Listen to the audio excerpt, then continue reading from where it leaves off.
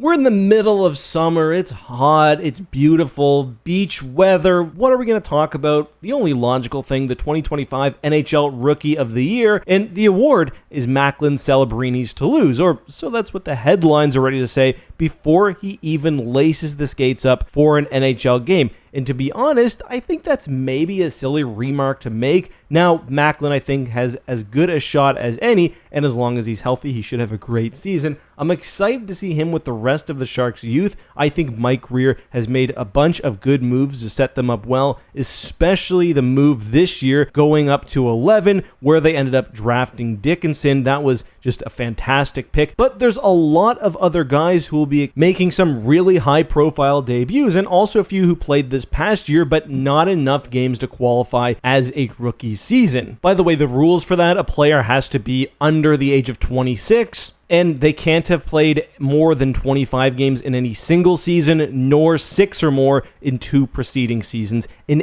any major league, not just the NHL. Shout out to Sergei Makarov, by the way, who won the Calder at 31. By the way, today's video is sponsored by our friends over at Manscaped. We've talked about razors, we've talked about balls. Today, we have this scalp buffer. Great idea to add this thing to your hair care routine. First of all, solid silicone brushes. They're antibacterial, so they won't be disgusting, even though they will be basically reducing dry skin and build up gunk from the stuff you put on your hair. Also, you don't need to make special time for it. Just toss it on while shampooing. It'll help lather the shampoo into your head while also keeping things less greasy. And you can pair it with the 2-in-1 shampoo and conditioner from Manscaped, which I received. It actually smells great. You get a little scalp massage too, which is pretty cool. Also, it's got a little hanging notch, so you can just pop it on a hook and it's ready. But simply put, the scalp buffer is your scalp's secret weapon. Antibacterial silicone bristles keep your scalp healthy. Upgrade your hair routine by going to manscaped.com and get 20% off plus free international shipping with code ECK20. That's 20% off, free international shipping, ECK20. But anyway, who else am I excited for? Well, the biggest one out of this crop, other than Celebrini, is the stinky oven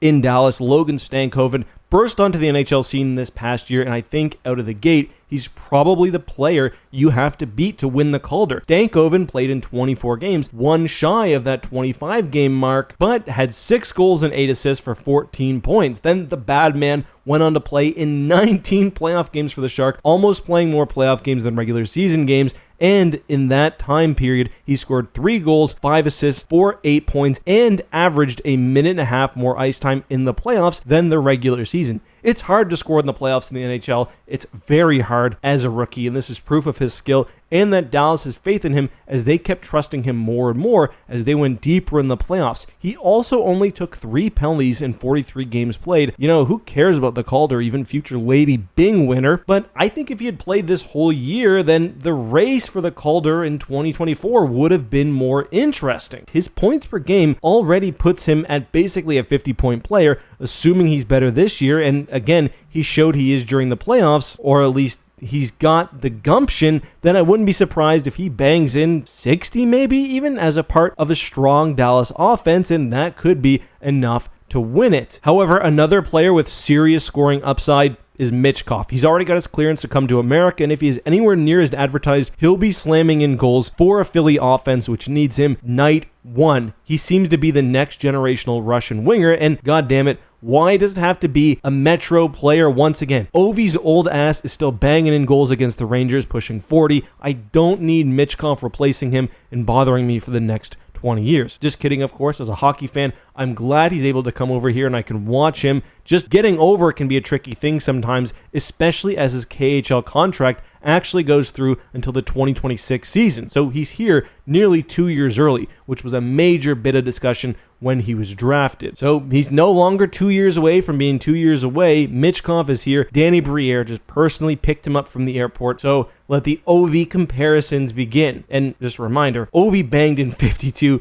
in his rookie year. Matthews was the last rookie to bang in 40. Imagine if this dude comes anywhere close and rips in 30 or 40. I don't think it will happen, but not only will that pretty much guarantee him the Calder, but will also be getting Philly back into the playoffs, perhaps. Which, I don't know, that's something I don't think it's taken into consideration as much in the NHL. If you're a driving force as a rookie, to help get your team in or around the playoffs like Faber did this year, that's huge. And on a rookie deal too, just the value there, unreal. Someone in a similar position, but who isn't technically a rookie, is Shane Wright. I want to see Shane Wright succeed. He's had such an up and down career, even with how shortly he's been in the NHL. You know, he went from potentially first overall to dropping to fourth, was demoted back to Windsor, picked up some nagging injuries, came to Halifax, captained Canada to gold at the World Juniors, but he's played enough AHL time over 2 seasons that he's no longer eligible for the Calder. But with him, Matty Beniers, and Chandler Stevenson fresh off signing a 7-year deal, Seattle should have some good scoring depth on their top 3 lines. I can't wait to watch him finally get going. Then there's Celebrini's own teammate who could cause the most trouble for the Calder, the Fresh Prince Will Smith, because as of now, both of these fellas are making the team, but both play center, so unfortunately, we probably won't see them on the same line besides for some PP time. And even though Smith wasn't drafted first overall, he's really damn good in his own right, as he smashed 70 points in 40 games for Boston College. Those are insane NCAA numbers. He looks ready to go just as much as Celebrini. However, only one of them will get to have William Eklund on their wing, and that could easily prove to be the difference maker between the two of them regarding who has a better season. The Sharks did just go out and grab Toffoli, who can still put in the biscuit, so whoever doesn't get Eklund probably gets him, and that's not too bad. Lots of guys right now on paper look like they could possibly take it, and I love it.